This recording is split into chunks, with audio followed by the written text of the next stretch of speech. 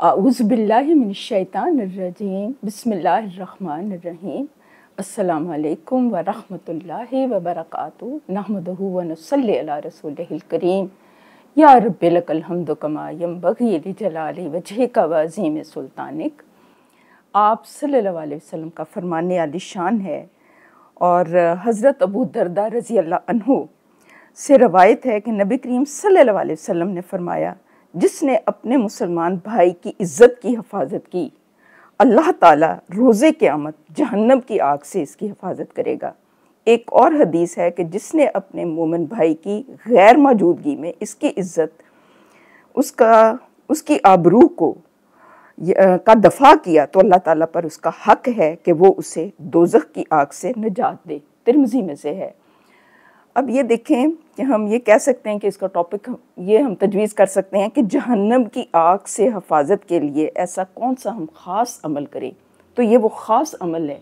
इससे एक नुक्ता मेरे ज़हन में आता है, वो ये है कि कई दफ़ा हम सोचते हैं कि शायद जहन्नम से बचने के लिए हमको बहुत बड़े बड़े अमाल करने की ज़रूरत है। वो इस तरह से है कि अगर इंसान अपने फ़राइज़ जो है ना वो ईमानदारी के साथ अदा करता रहे, 5 वक़्त की नमाज़ पढ़े, जो ज़कात है वो अदा करे, दूसरों का दिल ना दुखाए और इस तरह से मामलात में वो अच्छा हो और अपने मुसलमान बहन भाइयों की वो खैर ख्वाही करे, तो इंशाअल्लाह ताला वो जहन्नम से वो बच जाएगा। तो ये सबसे पहले कॉन्सेप्ट जो है वो क्लियर करने की ज़रूरत है कि हमारा जो दीन है यही तो इसकी खूबसूरती है, यही तो इसका हुस्न है कि इसमें ज़िंदगी के सारे मामलात को अल्लाह ताला ने समूह के बता दिया है कि अगर तुम ऐसे करोगे तो तुम्हें ये रिवॉर्ड मिल जाएगा और अगर तुम ये वाला काम करोगे तो इसका ये असर तुम्हारी ज़िंदगी में होगा। तो यहाँ पर बिल्कुल क्लियरली बता दिया गया है कि अपने मुसलमान भाई की, बहन की हिफाजत करनी है, उसकी आबरू की। अच्छा, इस सिलसिले में एक नुक्ता इंतहाई अहम है, वो मैं आपके सामने ज़रूर मैं रखूँगी। आप जानते होंगे, लेकिन यह है कि वो दोहराना बहुत ज़्यादा ज़रूरी है।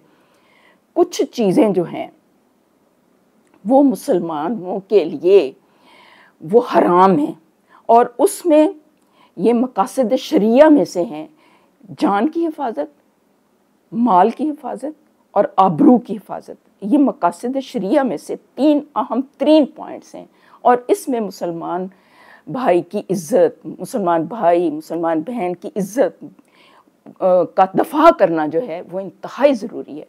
अच्छा, ये देखें कि इंसान कहता है कि इतनी बात पर अल्लाह ताला जहन्नम से निजात दे देगा। देखिए, इंसान, हम जो सारी इंसान है ना, बनी नो इंसान, वो अल्लाह ताला के लिए सारे मुहतरम हैं। अल्लाह ताला खुद कुरान पाक में ये कहता है ना कि मैंने इंसानों को पैदा किया ahsan तकवीम पर, सुम्मा रद्ददनाहु अस्फला साफिलीन। लेकिन वो लोग जो कि अपने आप को मतलब शरीयत का पाबंद ही बनाते और नेगेटिविटी में चले जाते हैं, वो फिर अपने आप को गिरा लेते हैं इंसानी सतह पर। लेकिन अल्लाह ताला ने इंसान को बहुत तकरीम दी है, बहुत तकरीम दी है। आप देखें कि जब इंसान को पैदा किया तो सबसे पहले फरिश्तों से सजदा करवाया। ये थोड़ी बहुत बात है इंसान की तकरीम के लिए। और फिर उसको इल्म दिया, इल्म की बिना पर फजीलत है इंसान की। फिर उसको सजदा करवाया फरिश्तों से। फिर उसके बाद अपनी रूह का परतो फोंका। वो अल्लाह वल्लाह आलम बिस्वाब कि उसकी क्या हकीकत है, क्या असलियत है, मैं उस चीज़ को नहीं डिस्कस कर रही। लेकिन ये इंसान की बहुत बड़ी फजीलत और अज़मत है। तो इंसान का शर्फ ये है कि वो अपने उस मुकाम को पहचानते हुए दूसरों की भी इज़्ज़त का एहसास करे और उनको भी अच्छे नामों से पुकारे, उनके लिए अच्छे अल्फाज इस्तेमाल करे। कहीं पर भी अगर उसके मुसलमान बहन भाइयों के दरमियान कोई इस तरह से गलत फहमी हो गई है तो उसको वो दूर करने की कोशिश करे। और अगर इस तरह से हो रहा हो कि एक महफिल है और उसमें एक बंदे का या बंदी का मजाक उड़ाया जा रहा है, तो ये नहीं है कि वो चुप के खामोश तमाशाई बन के वो सुनता रहे, बल्कि उसका ये फ़र्ज़ बनता है कि वो उठकर उसकी वकालत करे कि नहीं, ऐसे नहीं, ऐसे है। अब ये एक वाक़या हमें मिलता है कि एक दफ़ा जब ग़ज़वा तबूक पर हुज़ूर पाक सल्लल्लाहु अलैहि वसल्लम गए थे तो उस वक़्त बहुत सख्त हालात थे ना। तो कुछ देखिए, इंसान है ना, बंदा बशर है, उससे कमज़ोरियाँ हो जाती हैं और कभी मतलब ये कि नफ्स गालिब आ जाता है और ये कभी इंसान जो है हमेशा उसकी ईमानी हालत एक लेवल पे नहीं रह सकती। कभी मतलब ये होता है कि ज़ुफ़े ईमान की वजह से, कभी तबीयत की सुस्ती की वजह से इंसान से कुछ थोड़ा बहुत आगे पीछे चीज़ें हो जाती हैं, उसमें कोई मुज़ायका नहीं है। इंसान, शर्त यह है कि इंसान जो है वो तौबा कर ले और फिर अपने अमलों की इस्लाह कर ले। इसी तरह एक सहाबी थे तो वो पीछे रह गए ना, काब करके नाम है उनका। तो वो ना हजूर पाक सल्लल्लाहु अलैहि वसल्लम जब वापस तशरीफ़ लाए ना वो उस ग़ज़वे से, तो वो बहुत बड़ा एक ईमान का और कुफ़ार के साथ ये बहुत बड़ा एक चैलेंजिंग किस्म का ये जंग थी ना। तो आप सल्लल्लाहु अलैहि वसल्लम ने पूछा पीछे रह जाने वालों के बारे में, तो एक सहाबी ने कहा कि नहीं वो तो मालदार हैं, तो वो तो किसी मतलब ना वो तो अपने माल में मगन थे, तो वो तो इन चीज़ों ने उनको अपने अंदर इतना मसरूफ़ कर लिया कि वो तो गए ही नहीं ना लड़ाई के लिए। तो एक दूसरे साहब उठे और उन्होंने फ़ौरन दफ़ा किया कि नहीं ऐसी बात नहीं है, मैंने तो उनके अंदर खैर के अलावा कोई चीज़ नहीं देखी। तो ये नुक्ता हमारे ज़हन में रहे कि हमेशा दूसरों के लिए अच्छे अल्फाज इस्तेमाल करने हैं। और वाक़या इफ़्क आप जानते हैं कुरान पाक का कितना मशहूर वाक़या है कि जब जो थे ना मुसलमानों के मुखालफीन, जब उन्हें मुसलमानों के अंदर कोई भी ऐसी उनके इखलाकी कोई भी कमज़ोरी हाथ नहीं आई, कोई भी उनकी किरदार की कोई ऐसी चीज़ नज़र नहीं आई, कोई बुज़दिली नज़र नहीं आई, उनको इस्तकामत ही उन्होंने देखी। उन्होंने हर तरह के मतलब मसाइब बर्दाश्त करके भी उन्होंने इस्लाम के ऊपर वो कायम रहे। तो उन्होंने फिर क्या किया था कि बीबी आयशा के ऊपर नाउज़ बिल्लाह खुदा न खास्ता उन्होंने इस तरह से इल्ज़ाम लगा दिया था। वो मैं उसकी तफसील में नहीं मैं जाना चाह रही, वो एक अलहदा से वाक़या है। मुख्तसर ये है कि उन्होंने इस तरह से एक मतलब नेगेटिविटी वाले जो थे अल्फाज उनके लिए इस्तेमाल किए ना।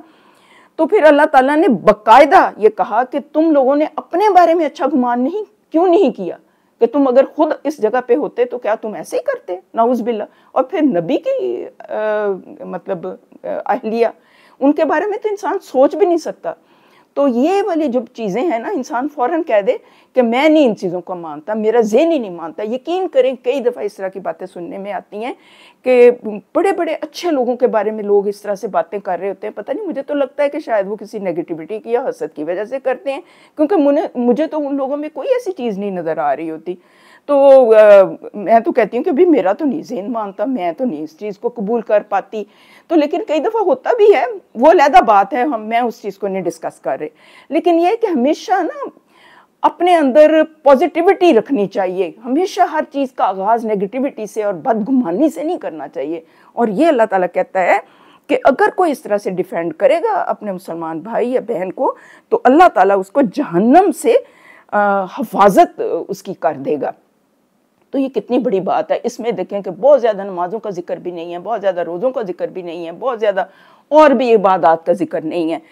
इसका मतलब ये है कि अगर इंसान जो है अपने फ़राइज़ की हद तक इबादत करे, गो के उसे आगे बढ़ना चाहिए, लेकिन मामलात में वो अपने जो है ना लोगों के साथ डीलिंग्स में वो बहुत खरा और दयानतदार रहे और खैर ख्वाही करे, तो अल्लाह ताला की उसके ऊपर ख़ास करम की नज़र होती है। और ये फिर हुज़ूर पाक सल्लल्लाहु अलैहि वसल्लम ने ये भी तलकीन किया था, मैं आपके सामने रखती हूँ। आपने फरमाया था हज्जतुल वदा के मौके पर, आपने फरमाया था लोगों तुम्हारा खून, तुम्हारा माल, तुम्हारी आबरू तुम पर इसी तरह हराम है जिस तरह तुम्हारा ये दिन इस माह में इस बस्ती के अंदर हराम है। क्या मैंने पहुँचा नहीं दिया? ये भी बुखारी से ऑथेंटिक तरीन आपके अल्फाज हैं। तो ये है कि ये हराम है, ये ऐसे मुंह से बातें नहीं निकाल देनी चाहिए, क्योंकि इसके असरात बहुत दूर तक जाते हैं, घराने तबाह हो जाते हैं इस तरह की बातों से। और आप सल्लल्लाहु अलैहि वसल्लम ने फिर ये भी तलकीन फरमाई है कि जो शख्स पाक दामन, ये हज़रत अली मुर्तज़ा करमल्लाह वजह का कौल है, बल्कि कि उन्होंने फरमाया था कि जो शख्स पाक दामन औरत पर तुहमत लगाता है उससे सलाम मत करो, यानी उसके साथ तुम्हारा ताल्लुक होना ही नहीं चाहिए कि वो इतना गंदा आदमी है कि उसके ज़हन में सिवाय गंदगी के और कुछ भी नहीं है, और लोग बैठे गॉसिप कर रहे हैं, ये है वो है, और मेरे दिल नहीं करता कि मैं इतनी नेगेटिव बात जो है मैं अपनी ज़ुबान पर लाऊं। तो ये इस पे ख़ास और ख़ास एहतियात की ज़रूरत है। एक तो माहौल ख़राब हो जाता है, दूसरी नेगेटिविटी प्रीवेल करती है, तीसरा ये है कि वो इंसान जिसको पता ही नहीं होता उसकी इज्जत के परखचे उड़ाए जा रहे होते हैं। तो इस पर बहुत ज़्यादा जो है ना नज़र रखने की ज़रूरत है। फिर आप सल्लल्लाहु अलैहि वसल्लम ने ये फरमाया, ये भी ऑथेंटिक तरीन हदीस है क्योंकि ये बहुत नाजुक मामला है। मैं ये चाह रही हूँ कि ये सारी बातें आप सल्लल्लाहु अलैहि वसल्लम की बातें हैं, मेरी बात नहीं है। तो मैं समझती हूँ कि उनकी बात से बढ़कर किसी की कोई बात हो ही नहीं सकती। तो आपने क्या फरमाया, मजीद ये फरमाया कि कबीरा गुनाहों में से है कि इंसान किसी की इज्जत के दर पे हो जाए। आप सल्लल्लाहु अलैहि वसल्लम ने फरमाया कि तुम जानते हो कि अल्लाह के नज़दीक सबसे बड़ा सूद क्या है? किसी मुसलमान की इज्जत और आबरू को हलाल समझना, इज्जत मामाल करना सूद से भी बड़ा गुनाह। यानी सूद को आप सब जानते हैं कि कितना सख्त नापसंद किया गया है, तो ये भी उससे बड़ा गुनाह है किसी की इज्जत को इस तरह से दागदार करना और उसके बारे में बात करना। अब बात थोड़ी लंबी हो जाती है, लेकिन ये वाला नुक्ता भी डिस्कस करना इंतहाई ज़रूरी है। एक तो ये है, दूसरा ये है, एक तो अल्फाज से किसी की इज्जत को उछालना है, दूसरा क्या है, कॉल से, फेल से, अमल से किसी की नकल उतारना, किसी को डिग्रेड करना। फिर अल्लाह रहम करे, अल्लाह रहम करे, कुछ बातें डिस्कस करते हुए इस तरह से ओपनली ज़ुबान रुकती है, लेकिन कहना पड़ता है सिर्फ तवज्जो दिलाने के लिए कि वो लोग, मैं कहती हूँ कि वो इंसान नहीं है, दरिंदे हैं, जो लोग इस तरह कम सिन भोली भाली औरतों को अपनी हवस का निशाना बनाते हैं। ये भी तो इज़्ज़त पामाल करना है ना। तो इसके बारे में भी उन्हें सख्त तरीन सज़ाएँ देनी चाहिए ताकि मुआशरे में इस तरह की गंदगी ना फैले। तो इस चीज़ के ऊपर ख़ास तवज्जो देने की ज़रूरत है। और ये है कि जितनी देर तक इंसान इस नेगेटिविटी से नहीं बचेगा, उतनी देर तक वो इस्लाम के ऊपर अमल करना बहुत मुश्किल हो जाएगा। किरदार जो है जितनी देर तक ठीक ना हो, इंसान के ज़ुबान ठीक ना हो, उसके अफ़कार ठीक ना हो, उतनी देर तक दीन के ऊपर अमल करना बहुत मुश्किल हो जाता है। और उसके लिए दुआएं भी करते रहना चाहिए कि या अल्लाह हमें तक़वा की कैफियत अता फरमा, हमारे मन का तज़किया कर दे, हमें अच्छे इंसान बना, तक और हमारी ज़ुबान और हमारे हाथ से किसी को कोई तकलीफ़ ना पहुँचे। अल्लाह ताला सबकी दीन, ईमान, इज़्ज़त और आबरू की हिफाजत फरमाए। अल्लाह ताला आप सबके हामी और नासिर हो। वस्सलाम। सुब्हानकल्लाहुम्मा व बिहम्दिका नशहदु ला इलाहा इल्ला अंता नस्तगफिरुका व नतूबु इलैक। वस्सलाम।